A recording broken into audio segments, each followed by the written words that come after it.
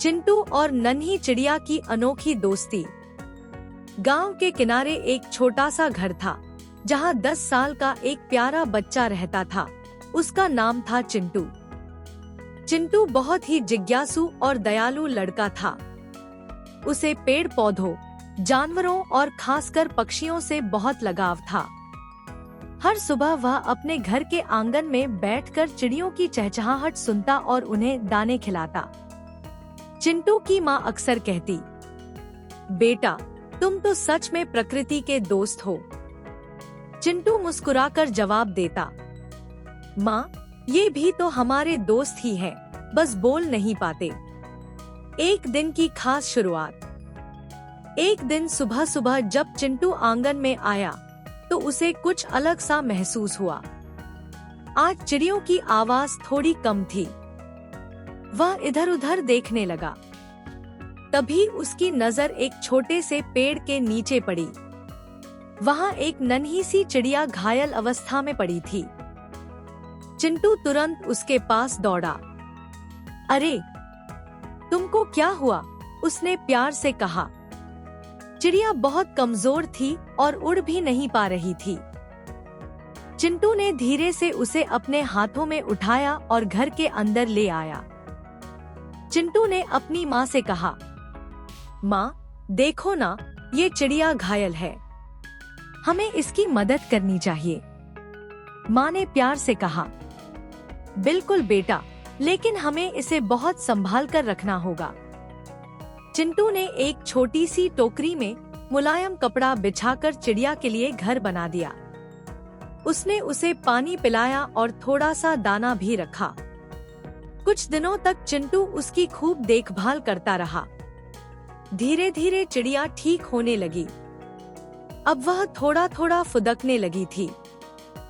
चिंटू ने उसका नाम रखा पीहू। अब पीहू और चिंटू अच्छे दोस्त बन गए थे। जैसे ही चिंटू स्कूल से आता, पीहू खुशी से चहचहाने लगती। चिंटू भी उससे बातें करता जैसे वह सब समझती हो।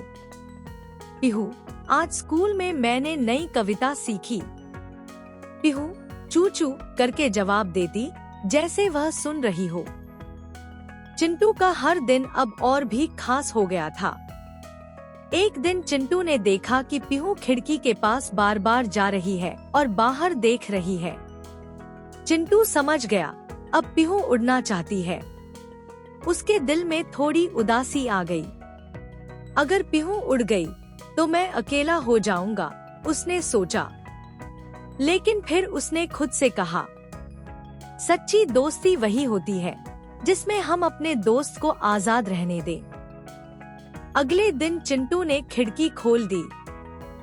पीहू खिड़की पर बैठी और आसमान की ओर देखने लगी। चिंटू ने धीरे से कहा, जाओ पीहू, अब तुम उड़ सकती हो। पीहू ने एक बार चिंटू की तरफ देखा, जैसे उसे धन्यवाद कह रही हो।